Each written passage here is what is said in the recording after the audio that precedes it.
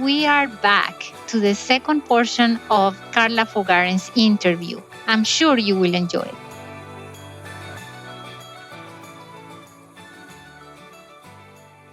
If you did that to any doctor or nurse, what would happen? Well, if you worked with that doctor or nurse and said beforehand that, you may interject that if there's time, right? Then Mm-hmm. unless they've got their hand on the door and they're running out, most of the doctors in today's world and nurses would actually appreciate that Yeah. because you're working with them as part of the team. It's just an ethical dilemma as to whether we're overstepping in our role as interpreter or not, Yes, exactly. right? That, oh So, my God, yes, so that goes for So another so that goes for another whole whole podcast, and podcast, maybe yes. and maybe it is time for us to kind of reflect on it and say, we need to be the change we want to see in the world in our profession. And if we want to see ourselves as professionals, we can't like be the flavor of the day. Today we want to be involved, but tomorrow we don't want to be. You got to choose, and you got to kind of relay that as part of the clinical team, as a cultural conduit, as a conduit. I'm watching. I mean, I remember being part of an interpretation where the doctor said, take 5 milligrams of Coumadin 5 times a day, when he meant to say take 5 milligrams every other day. 5 Mm-hmm. milligrams 5 times a day could have killed that patient. So, as the interpreter, I said, excuse me, doctor, the interpreter would like to clarify. I'm not sure that I heard you correctly. Did you say 5 milligrams 5 times a day, or is it every other day? And the doctor looked at me long and hard and said, no, it's 5 milligrams every other day. So I repeated it. When I walked out of the room, he was waiting for me and he said to me, I know what you just did and I can't thank you enough. Yeah. Wow. Right. You see, so obviously you don't want to make them look bad, and you don't want to make the patient wonder if this doctor is any good because the interpreter knows more than the doctor. But if it's something that you've agreed upon beforehand, why can't we, maybe end the session, say, doctor, I'd like to ask if she has any questions. Do you know what I mean? Mm-hmm. Um, because sometimes that they have a question, but the provider's just not giving them enough time to formulate that question. But I agree, this opens the door for a very important debate that we should have in the interpreting world about those kinds of situations and how to manage them in a way that doesn't make the doctor look bad, but also doesn't kill a patient simply because we relegate ourselves to just Nope, interpreting nope, because that's that's what all we I'm have doing. learned. I'm just doing this. I'm Exactly. doing Even this, though we know Yeah. that this is going to be disaster. Because, Yes, yeah, so I definitely think that we should talk about it in more of a national I forum. And I agree. appreciate you bringing it up. And I have that question in my mind very frequently when I am in a situation like the one you're just describing, that I know this is wrong. I am going to do something not to go into this huge mistake, right? But developing the skill to do it Yep, yep. in an excellent way is where we need to focus on. Because I think many of us will agree that perhaps we should do it, is how we do it. Exactly. And not to Hmm. overstep, because at the end of the day and the beginning of the day, we're not the licensed personnel, Correct. right? Yes, We're not the totally. licensed clinicians. So we need to know how to swim in our own lane. But if you see somebody drowning next to you and you can literally, offer a little lifeline, why wouldn't you?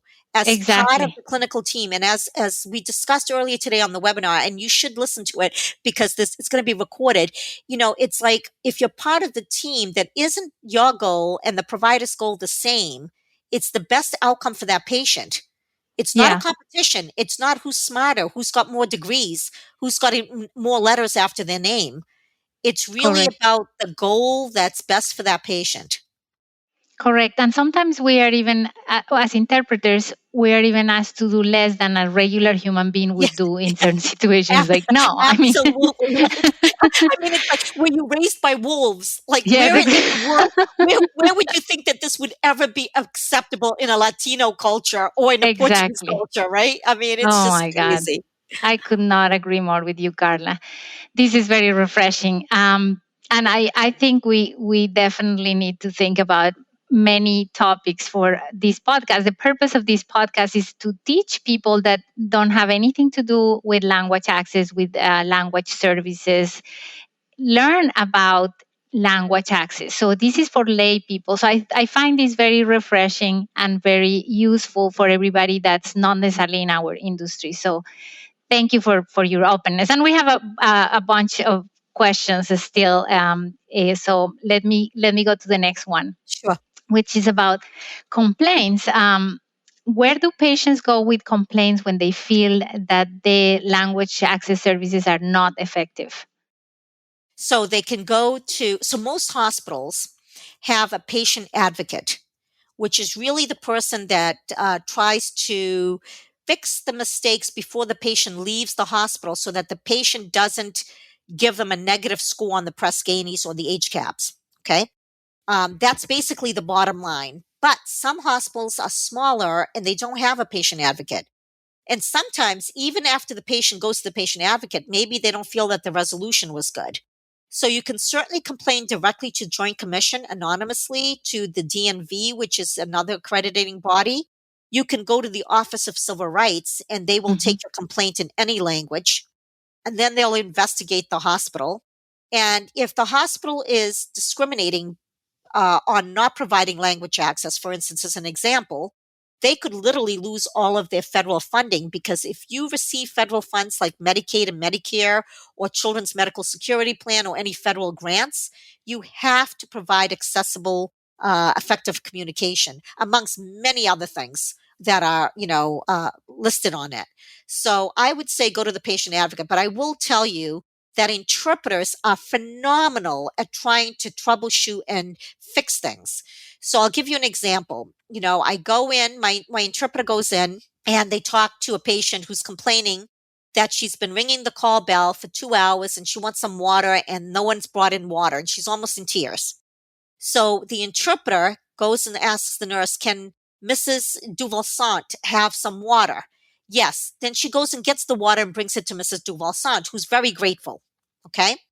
What should have happened is that the interpreter, now I'm using the water as a simple example, but let's say it was a little bit more, you know, grievous. The interpreter should have called the patient advocate to come in and take the information and file a formal complaint so that the patient advocate could then investigate what happened with that patient. And what my interpreters were doing is that they were fixing these things. So the hospital administration said to me, oh, our non English speaking LEP patients love us. They never make any complaints.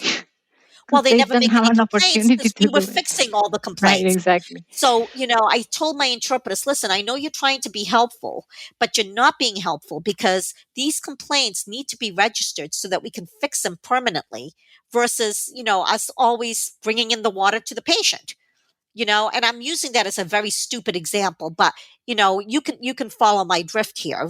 Absolutely, So yes. so that's really why we need to file incident reports. We need to also have the patient advocate involved because these are safety measures that are put in place in a hospital and they're non-punitive, which means that if the nurse made a mistake, they're not going to go fire the nurse. They're just going to do a root cause analysis so that they can establish how did this happen? What were the mitigating factors? What could we have done different to prevent this from happening ever again? You know? Yes, and I think that is useful that nowadays there is more openness to these complaints. I can tell you that maybe 10 years ago, because it happened to me. I placed a complaint about a patient that was discharged without interpretation services, and he came back to the hospital with such an infection that he had to spend 10 days more in the hospital. And the only reason why I found out was because I asked him, did you have an interpreter for the discharge instructions? Because he didn't follow any of the instructions, right? So I asked, did you have an interpreter when they were explaining to you how to take care of your surgery? And he said no. So he didn't do the minimum amount of things to take care of his leg, and so he came back. And I filed a complaint, and it was, I had hell to pay, in other Yeah. words. Yeah. So that's unfortunate. It is fortunate that things have changed and Yeah. that people don't need to be afraid of placing these kinds of complaints because they are investigated and you're not retaliated. But I think that's part of the fear. People Well, don't want but to get you into you can trouble. you can file them anonymously, but make no mistake about this. You're the only interpreter for Cape Verdean for that day. Right. And you file a complaint. That nurse is going to know it's you. And trust me, they have long memories, right? Even though it's non punitive. And if you ever could prove that they were holding something against you, they could get into serious trouble. But the reality is, you see something, you say something. We Yes. all have to do that because that could be us on that bed next. And nobody does this maliciously for the most part, right? There's a lot of Hmm. unconscious bias. Um, but, for the most part, I don't see, well, I do see some absolute racism and intentional things that happen in healthcare. But I mean, for the most part, most people are receptive to knowing that they can't behave that way and work Hmm. for certain institutions. Yes. Yeah. Carla, talk to me a bit about patients that are deaf and hard of hearing and patients that are LEP. Were there different standards or expectations around the services to each of these populations? What differences, if any, did you find from the patient populations? Well, I will say that, um, I mean, being LEP is not a disability. Mm-hmm. It's definitely a hindrance and it's a barrier to a lot of things, discrimination included, right? Mm-hmm. But I find that my patients who are deaf and hard of hearing were the most marginalized and the most vulnerable. And listen, the world of the deaf community has been around for a very long time, and they have some very stringent laws that apply to this, right? But again, time and time again, I'll Mm-hmm. hear a physician say, well, we can't see you unless you bring an interpreter with you. Now, that happens with LEPs as well. For patients who are deaf, that happens all the time. We Mm-hmm. had a situation in one of the states here in New England where a pediatrician refused to see a mom after the baby's birth. And the baby was crying all the time, and he just said it was colicky, but the mom was deaf. The mom had a cry monitor that alerted her to the baby crying, and she seemed to think that, my gosh, the baby's crying a lot. Well, the baby ended up with a twisted bowel and ended up having to have major surgery and almost died. But that was discovered in the ER because this pediatrician refused to see the mother unless she brought her own interpreter. Oh my So, God. I can learn to speak English, right? I mean, Mm-hmm. theoretically, right? It may take me many, many years, but I can't learn to hear. Right. So that puts people who are deaf in a different situation. And as a nationally certified ADA coordinator, I spent a lot of time making this more equitable for all. Constantly providing training on auxiliary aids because sometimes it's people who are hard of hearing that need to have something called a pocket talker, which is an amplifier. And Mm-hmm. sometimes it's the actual ASL interpreter on the screen or a certified deaf interpreter, right? And in Yes. some cases, it's a cart provider because we had a lot of veterans that came back from, serving that had IED explosions and other things happen. So they went in hearing and talking, and they came out at 25 deaf. So, you need to have these auxiliary aids available, and it shouldn't be up to the person who's deaf or hard of hearing to keep repeatedly stating what their needs are.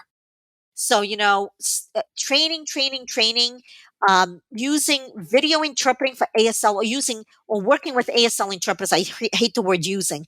Working Mm-hmm. with ASL interpreters for a patient who's deaf is fantastic. Only if they use ASL, right? Yes. If you're just simply hard of hearing, or if you went deaf because of an accident or something, giving you ASL is not going to be an effective communication tool. But I gave them ASL. That doesn't communicate with them. They would have been better off with a CART provider if they could have read in English, or they would have been better off with a CDI if they were a person that came from another country that used Mexican ASL, sign language, or, Cameroon or whatever country. So I do think there's a big distinction. And as you know, most of the lawsuits result from patients who are deaf. Yes. They're much more powerful in this country, at least, than patients who are LEP. And think about that for a moment. It kind of makes sense. Most patients that are LEP are recent immigrants or refugees.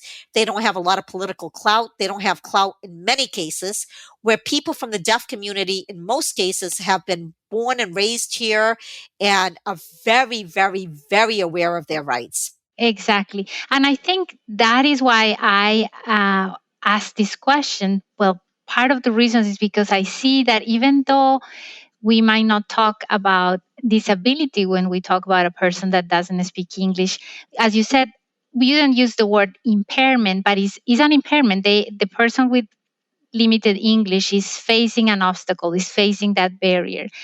And it is, in my mind, still an open question, or the jury is out for me in terms of whether or not to consider disability, temporary disability, a person that cannot communicate for the reason of not speaking English. So I ask this question Yeah. because I want to understand what it is that makes the difference in terms of how people view any of these populations, right? Well, I think you're really intriguing me with what you just said. I mean, you can't, in my mind, and everything I know as an ADA coordinator. Yes, my ability to not speak English or French or Spanish or whatever it is the country speaks at the time that I'm in Mm-hmm. doesn't make me disabled. For the Mm-hmm. most part, if I don't have a disability, I can still cognitively think, right? Mm-hmm. I have no physical limitations, etc. So I don't see it as a disability. I see it as a vulnerability that is really dangerous, Yes, depending on exactly. the situation that you find yourself in. Yes, and I think is that depending on the situation where really hinges the service that we're providing, because I wonder if I should worry about whether or not it is defined as disability or not. The thing is that situation where they are having where they can communicate, right? Right. So, but the other point you made was that the people that are growing up in this country that are deaf and hard of hearing are very aware of their rights, and therefore exercise advocacy in a very different way than the person with limited English proficiency. Absolutely. But a lot of it's political. Exactly. Because, a lot of our patients, not a lot, but some of our patients are here undocumented. So they Mm-hmm. really already start 10 steps behind because they're afraid to say anything because they don't want to be reported in many cases, right? So, Mm-hmm. let me just say this. When we first started using video interpreters, boy, did we get an outcry from the deaf community, right? They Mm-hmm. didn't want to use video, blah, blah, blah, blah. And in some cases, very truly, it made an impact because the screens were too small, the Wi Fi was not stable. And the biggest thing that people get sued for is that the clinical staff doesn't know how to use it. So here I am, sick and dying, and I'm deaf, and I've got to teach you how to use the equipment. That is not acceptable at all, right? Mm-hmm. But now they've become much more receptive because just like anybody else, they don't want to wait 2 hours for one of the 249 interpreters that do ASL in the state of Massachusetts to show up, Mm-hmm. right? So there's a supply and demand issue. So, in all honesty, with my patients, they always knew that they would start off with video because a lot of it was emergent, like urgent stuff, Mm-hmm. only until I could get an in-person interpreter to arrive. Mm-hmm. But I would always make that, I would attempt it. I would call every agency, I'd call all of my per diem staff that were ASL to get them in, right? And then you have credibility, you have respect. It's not just a hospital saying, well, this is all we have right now. No, no, we don't have in person. They know that you're essentially, keeping them posted. You're coming back. We used to round on every single patient twice a day. So every single LEP or deaf patient would get rounded on by interpreters twice a day, which means that we'd go on the floor and we'd say to the nurse, Mary, do you have Mr. Gonzalez? I'm going in there to round. Would you like to come in? And when we first started doing this, Mary would never want to go in. I'm too busy, whatever. So we'd go into Mr. Gonzalez. We'd introduce ourselves. We'd say, we have interpreters available 24/7. Sometimes they'll bring the iPad in. Is there anything you need right now? And 9 out of 10 times, Mr. Gonzalez would say, well, this nurse just came in. She's blonde. She was talking to me, yap, yap, yap, yap, but I didn't understand anything. So guess what we do? We go out and say, Mary, Mr. Gonzalez would like to see you. So now, after years of doing it, the team now knows that when the interpreter asks if you'd like to round with them, you'd better just go in and get it over with because guess what? More than likely, we're going to have to get you in there anyway because the patient has questions. Mm-hmm. Um, Carla, can you talk a bit about this responsibility to provide language access? What kinds of organizations or companies must provide these solutions? So, I mean, in a nutshell, there's a lot of legal compliance around this, but I'm going to stick to the healthcare realm for now and just say that anyone who receives federal funding, Medicare, Medicaid, now Medicare Part B as well, Children's Medical Security Plan, or any other funding, like I said, including grants, research grants, has to comply with providing interpreter services at no cost to patients, visitors, and families. Do you know how many times I had to debate with a nurse who said, "Oh, no, we're not going to need an interpreter because the patient's not deaf, it's our husband."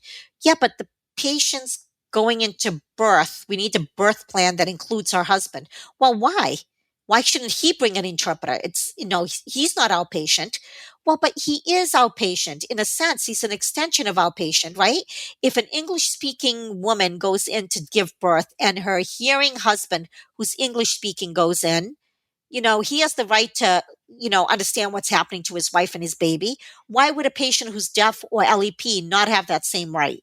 Correct. So a lot of it is just, education, using the terminology, printing things off, making sure that they realize that if you don't provide an interpreter, it doesn't get covered under medical malpractice should something go wrong. If you don't provide an interpreter, it's actually a civil rights violation that's not covered under medical malpractice. And you will personally get sued.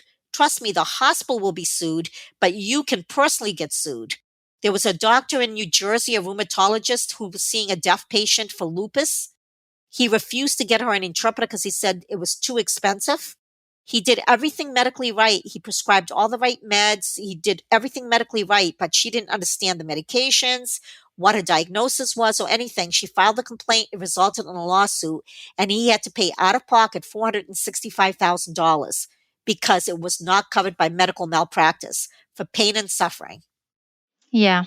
And I agree, Carla. I think there is a lot of education that needs to happen. And I would even go as far as saying that we need to change our culture when it comes with language access. And I'm very open saying that. And in fact, as you know, Equal Access Language Services is very interested in making language access a key component of the concept of diversity, equity, and inclusion.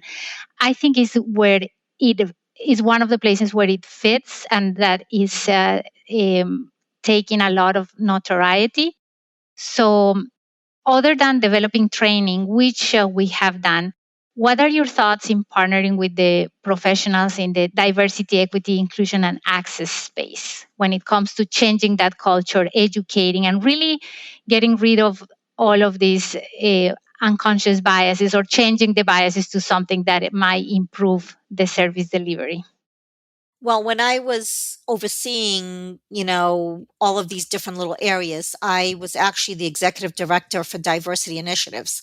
And I got certified at Cornell to be able to, know as much as I could, because I'm the type of person that needs to be able to feel comfortable in my space before I start giving you advice on how to handle Exactly. Me too. I have the same yeah, certification. I'm like a sponge, and that wasn't the only certification. I took another one at a Florida university that was phenomenal and incredible.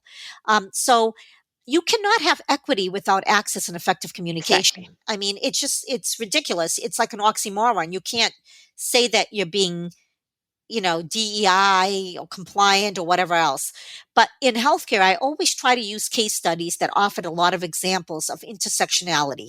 So you could have a Spanish speaking woman who happens to identify as Black, who is disabled, who is a undocumented immigrant, who has all sorts of different things that will typically get somebody discriminated against, who happens to also be a lesbian. Let's add that to the mix. Okay. So, you can't just take one piece of it. You have to kind of look at the whole picture.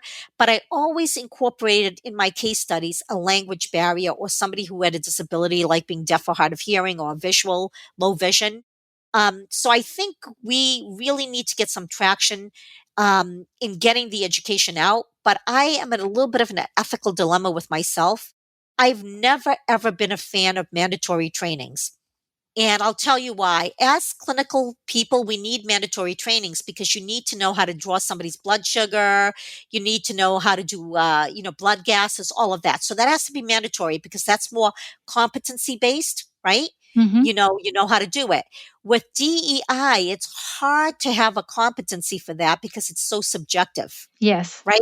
Can you imagine? Are you going to follow a nurse around for 16 hours to see if she's using the person's preferred pronouns? Is she, being respectful culturally? Is she showing some cultural humility? You don't have the time. It's almost not pragmatic at all, right? Hmm. But I think that if you can offer training or education, and you can provide CMEs, the continuing medical or continuing education units for nurses, and provide other incentives for them to come to it.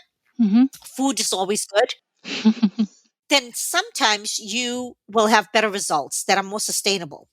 When you have people coming that are being mandated, they come with, like the sword in hand because they feel like they're under attack. Here you are yet again telling them how lousy they are at being a white person. Okay. And there's a lot of people that have actually come to talk to me one on one, especially my white male colleagues, that felt like there was a certain point that they felt really uncomfortable in their own skin. And they wanted to gain advice from me on how to best handle it because they knew that as uncomfortable as they felt in their skin, people of color, black and brown people, felt a hell of a lot more uncomfortable, right? With everything that was happening with George Floyd and everything else that continues to happen day to day in this country. So it's really, trying to make it so that you can at least reach them and highlight some of their unconscious bias. People would much rather be called unconscious biased than racist. Absolutely. If I called you racist, you'd be eviscerating yourself. Like you'd be crying, saying, "Oh my God, she thinks I'm a horrible person." But if I said, Carol, I don't think you realize it, but I think you have some unconscious bias to this, it's much more digestible. Right. And it makes it possible to change because once you bring it to the conscious level, you can work on it. Whereas if you have a label like you're racist, it's almost as if it was tattooed on your face. It's a lot harder Exactly. to But digest. but Yes. let's not mistake it. I agree. I mean, Some of it's these not to say people are consciously biased. They are bigots and absolutely. racists, right? And Yes. sometimes you need to just call it out. But you're not going to move those people. You need to get them a job working at your competitor. You got to get them out of your place. You go Right. work over there. But and you need to work on the people that you can move, right? And Hmm. honestly, like I have been told so many things. Like I was admitted once to the hospital, and as the registration clerk that I knew very well, she asked me, she was very proud and saying, "What is your primary language?" So I said, "Good girl. What is your preferred language?" Okay. Then she said, "What is your race?" And I said, "White." And she said, "Oh, Carla." Puts her glasses down, looks me over her glasses and says, "You're not white. You were born in Africa. You're an African American." And she proceeded to put down that I was African American. Now, Wow. this was somebody that obviously went to my trainings, knew about the preferred and primary language requirement, did a great job with that. However, was not a dumb person. She was actually a very bright person, but was limited in her understanding that just because I'm born in Africa does not make me an African American, Hmm. right? Or if Correct. I'm born in China, it doesn't make me Chinese as a race. Correct. you know so it's like the battle continues, but it's how you make people feel when you're trying to educate them. If you make them feel low, demoralized, or stupid, or you embarrass them, you'll never win them over. But if Absolutely. And I mean, you've got to be really conscious about making it so that it's not so threatening, and yet holding them accountable for their actions, because you can't, whatever you allow, you condone. And if you allow people to make jokes about Portuguese people, Jewish people, or derogatory comments in front of you, and you don't say something, then you're condoning it and you're just part of the problem, not the solution. exactly.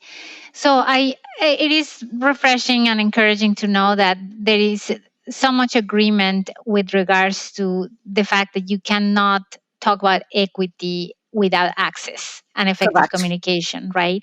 And another excellent point that I think I will definitely work more on is trying to win over people without making them feel defeated already from the beginning, right? As part of the training. So, like in Spanish, there is a saying to the it basically says you are more likely to attract bees with honey than vinegar. Yes. Yeah, yes. Yes.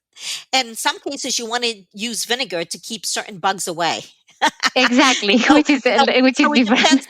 So it depends on where you're at, right? But I totally, totally agree with you. I think you have to take a hard line, but Hmm. you have to reflect upon yourself too. But we're very used to using lawsuits as an example. The Willie Ramirez lawsuit. Well, Hmm. Hmm. $71 million. So this is all the providers here. It's like, if you do this bad, bad, bad, bad, and you're going to cost money and you're going to get sued. Well, Hmm. that's all important stuff, but do you start with that? Or do you start with how it impacts the patient and the outcomes for the patient?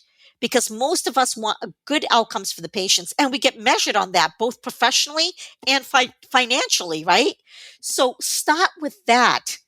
And then you can Right. say, this is also some other things that could potentially happen. But if you start with the bam, bam, you all stink and we're going to make you, you're going to, we're going to electrocute you into behaving a certain way.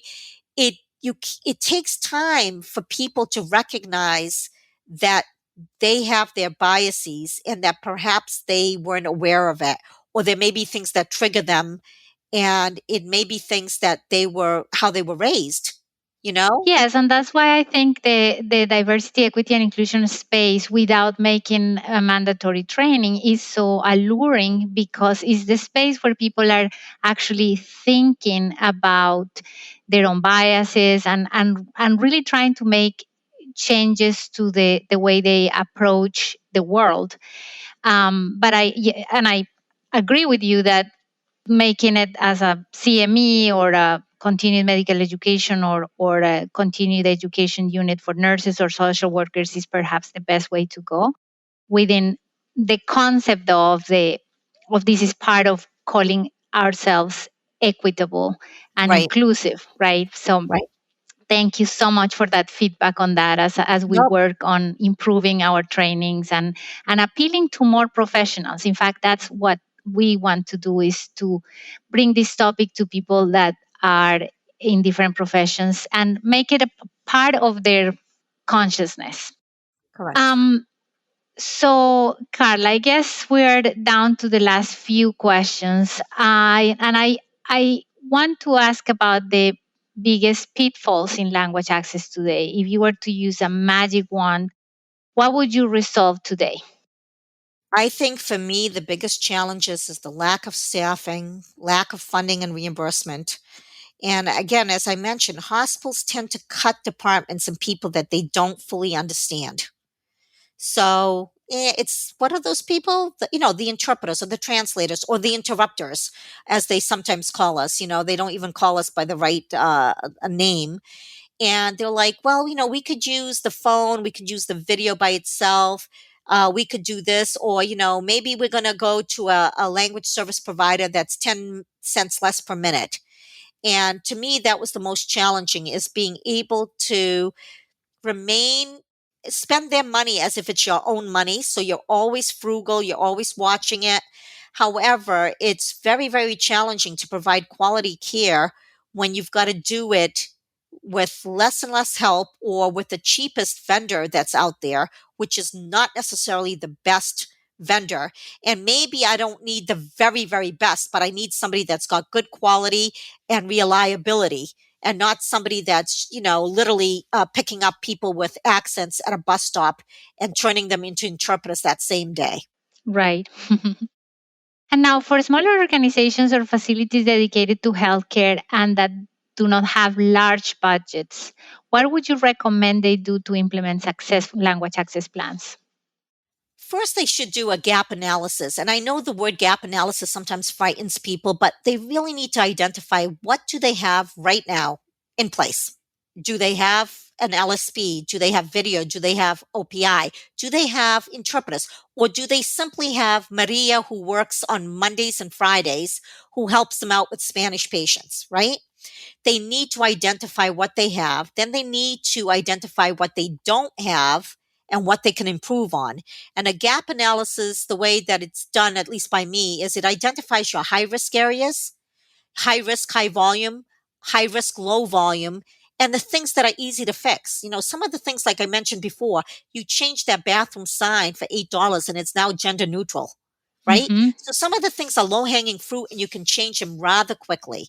So start finding your language access allies or champions. Surround yourself with other reputable leaders in the industry. Like join a focus, right? Join where you can learn from other managers, that you can ask questions in a safe environment. And then, equally important, find a reputable LSP provider or agency that you're working with if it's in person. Educate yourself, educate others, and learn as you go along, because it's not just about you teaching. You've got to be open to learning and admitting that you're wrong, because there's so much we don't know, right? Mm-hmm. I already mentioned becoming a member of state or national organizations that will help you stay abreast of the trends. Um, Mm-hmm. and, work with others. If you're working at a health center, like I'm thinking of a health center that I helped out not too long ago, and they were working in isolation in a vacuum. And I'm like, why aren't you working with this health center? They're 40 miles away, but you're very similar. And they've done this, and you've got this. They need what you've got, and you need what they've got. Try to, barter. You know, they had a person that excelled at trainings on sexual assault. I said, okay, why don't you do the training for them? And then they can do the other training on cultural competence for you. So that doesn't require money. That just requires the willingness to be able to barter and to, do something in kind, right? Mm-hmm. So you got to kind of think out of the box a little bit. But for me, it would literally be, you got to know where you're at. You need to know what you need. And if you don't, then you need to get somebody from the outside, whether it's another colleague or, professional, to come in and to do a gap analysis and then give you the recommendations that you need. I mean, it's the only way to move forward, and to then start developing that language access plan. Now, language access plans are very off putting to people. They think it has to be a 206-page document. Mm-hmm. I don't care if it's a 1-page document. Right. As Start. long as you have something in place, right? Just start Mm-hmm. writing it. Who's the language access coordinator? How do you contact phone interpreters? How do you contact video interpreters? Do you have interpreters on call? How do you do translations? It's just the basics. And then you can build from that. But if you don't start, you're always going to be like in the same position of having nothing. Yes. And as we discussed earlier, the limited English proficient person is a key to improving language access services in healthcare. What do you think is their role or should be their role? If you were to tell them something, what would you tell them? I honestly would tell them that, they have the right. It's a human right. I once heard a saying that said, good communication is at the core of all good medical care, no matter where you are or who you are. And I think that they don't understand their rights. And oftentimes there's a real cultural humility and respect for people like doctors and nurses. I mean, in my culture, we don't even call you doctor. We call you Senor Doctor, Mr. Doctor, or Senora Enfermera, Miss Nurse. There's such a real respect for it that oftentimes they will not say or verbalize anything negative to you. So to me, it's like they need to be more vocal. They need to complain more, and they need to know that their complaints can be anonymous so that they don't feel like they're going to be punished. That doctor's not going to see me, or the next time I go into the hospital, they're going to treat my mother horrible, you know, but we as healthcare providers that take these complaints, we need to respect that patient or that complaint and not divulge any information that could put them in harm's way. Right. So I always tell patients, you can be anonymous in your complaints. The other thing that I don't think we do well, we being you, me, LSPs, national organizations, state organizations, is we don't have a lot of public service announcements that are translated or audio or anything. The Department of Public Health in Massachusetts did a series of them that were very excellent, about a woman who fell and broke her arm but wasn't going to go to the hospital because she was afraid and they didn't have interpreters. And then they talk about, you have the right to an interpreter, blah, blah, blah, blah. So we need to get that out more readily available. If you want to learn about medications, all you need is to watch certain channels during the day, and you'll have a complete pharmacology understanding of every medication and its side effects, right? Because they cater to the audience. I think we need to find certain media and television and newspapers or radio stations, because a lot of our immigrants listen to radio, and tell them, have these little public service announcements in various languages about their right to an interpreter, and that they Hmm. should ask. And if they don't receive one, this is where you can complain. I could not agree with you more. And I hope that happens. And definitely, this is all these efforts that you're doing from your work, and that the ALC is doing with the committees, Yep. are going to come out into hopefully something that educates the limited English proficient population to really advocate for themselves, because then I think that's the best way to advance the provision of these rights. I totally agree. And we need more lawsuits. I'll just say that, True. In because that's the fact, only thing when people pay attention to, it seems. sadly it is, yes, Yep. but I think that is what helps shape the legislation as well. True, true, When true. people speak up and when they sue Bad things somebody. happen. Yep. Bad Yep. things happen. Yep. As you know, I head a language company, and so I hope many of our listeners are also language business owners. And as Carla has said, LSPs, which is language services providers, or are self employed interpreters or translators. Your perspective as an ideal client is incredibly valuable. What kinds of things did you value from your language services providers, and what kinds of things or practices would make your skin crawl? Oh, this was a very good question, and I had to reflect upon it. So I've literally, over the course of over 30 years, seen the good, the bad, and the ugly.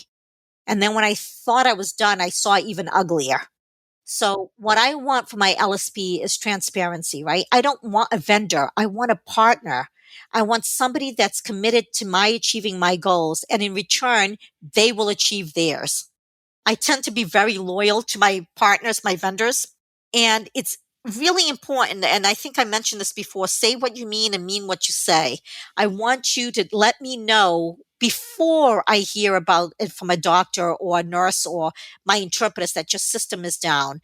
I want you to keep me abreast of things that are changing. You're adding 3 more languages to your video. I want to be the first to know that. I want to be able to champion you, but I want you to champion me. And I need to have communication, communication, communication. Quality metrics or KPIs are extremely important in the language industry because we have to report them to the Joint Commission or to DNV. So, with both my top vendor partners, I was really highly satisfied in terms of quality, reliability, and as well as overall cost. But they were not necessarily the cheapest per minute. But Hmm. I stayed with them because I knew that the cheapest per minute was going to be horrific, in the sense that I was going to have a lot of complaints, a lot of issues, a lot of not connected calls, or a lot of people waiting on the call, or very poor quality to begin with.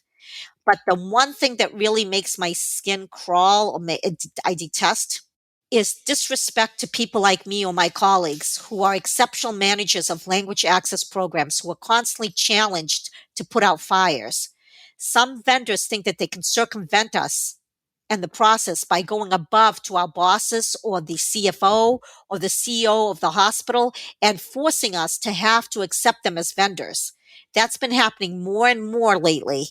And what that does is maybe get them in the door, but keep in mind that if the interpreters and the managers are not fully engaged, they're not going to succeed as a vendor, because it's often us who can make or break things. And by that, I mean, if your iPad stops functioning and it's a vendor iPad, It's the interpreter that's usually called, or the manager, to go figure it out, right? We could just as easily leave it in the corner gathering dust. Mm-hmm. But if you're partnering with a good vendor and somebody that you're committed to, you would immediately notify them. They'd either replace it, fix it, or you troubleshoot it.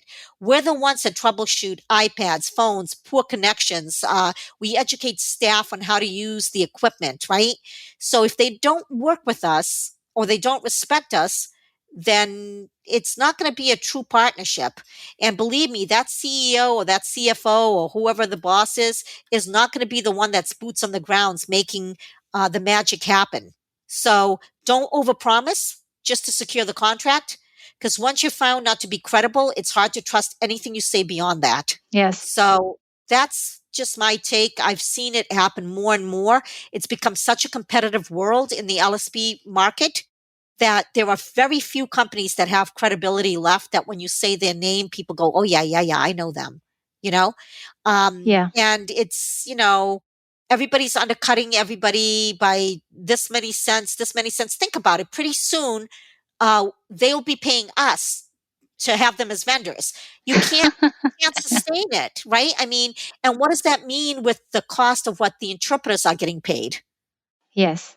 No, I think I am so glad to hear you say that credibility and trust are key parts, and also that what you're looking for is a partner, because that's what we strive for in Equal Access. We want partnerships with our clients. We want to know them intimately, and that's why we don't have tons of clients, but we cater to those that we have. And we know them very intimately. We know their resources, because they also, for example, hire people that are bilingual and they want us to work with them. So we know these kinds of things about our client. And as you said, another very, very good point, their good result is our good result. And Exactly. I love this phrase that when I live in India is whenever I try to engage in any kind of commercial interaction, the person would say, "You're happy, I'm happy." That's what they would Yep. tell me. And Yep. Yep. in my mind, I wish we all approach businesses and relationships like that. Your happiness is depending about, or is linked to my happiness. Obviously, not only with happiness, and I don't want to sound like a Yep. Pollyanna here, but Yep. the fact that the client's result is going to also impact the way they perceive me and my result. Is you can't divorce those two things, and I wish more people saw it that way. Yep. And how this develop trust and relationship. Yep. And And, speaking of, and sorry, one last comment I will make yeah, on that too is, like, for instance, no vendor is perfect all the time, right? yeah, No vendor is perfect all the time. So, but when you have that kind of relationship with your provider where you feel they've got you, right? And every client wants to feel a little extra special, by the way. hmm But let's say that the platform goes down. Whatever happens, this platform goes down and you're down services for 2 hours. And you start hearing from doctors and nurses, get rid of that vendor. We need somebody new, blah, blah, blah. If you have a good relationship, you say, like I did, well, do you remember when our medical record has gone down 3 or 4 times? Things happen. And we hmm have a sentinel plan in effect. We have a backup plan, you know, and it's like, you don't throw them under the bus. right. Loyalty goes both ways, Both right? ways. It's not hmm just a one-way door. And I think that there's a certain level of arrogance that sometimes hospitals have that feel like, well, you want our business.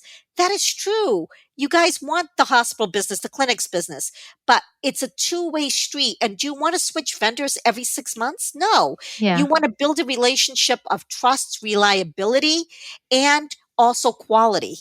And yeah. the quality is extremely important. And I prefer working with LSPs that do only medical, hmm because I don't want somebody in the morning at 10 a.m. getting my Comcast cable turned on, at 2 o'clock doing my banking, at 4 o'clock maybe doing my appointment.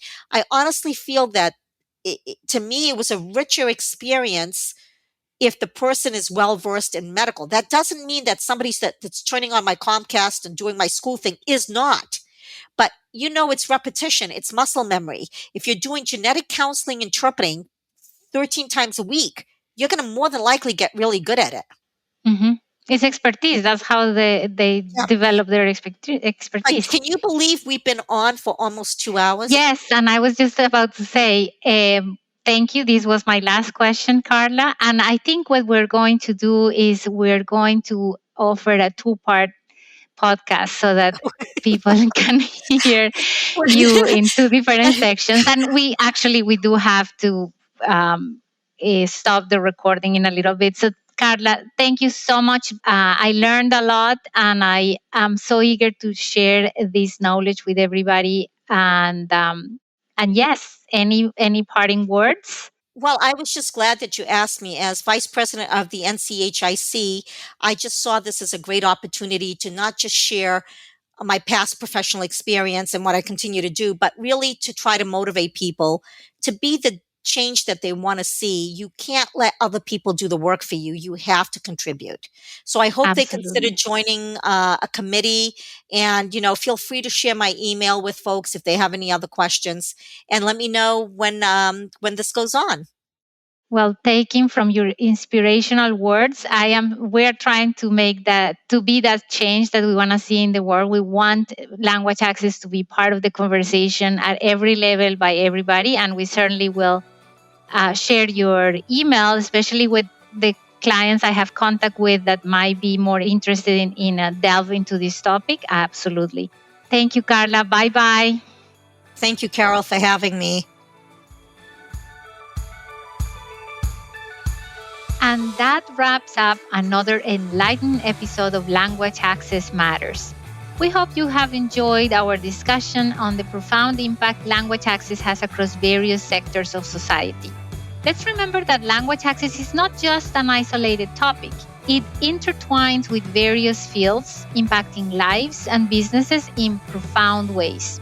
As we continue this journey together into becoming a more inclusive society where we ensure equal access to services to those who don't speak the dominant language, we want to assure you that our company, Equal Access Language Services, through its podcast Language Access Matters, will be with you every step of the way. We are committed to bringing you thought-provoking conversations, expert opinions, and stories from the field and beyond. To dive deep into the subject matter and engage with leading experts in the field, we will release a new episode of Language Access Matters once a month. By featuring expert practitioners and individuals with diverse experiences, we aim to broaden the scope of our discussions and present a comprehensive view of the importance of language access. We encourage you to stay connected with us through our website, www.equalaccesslanguageservices.com, and our social media platforms.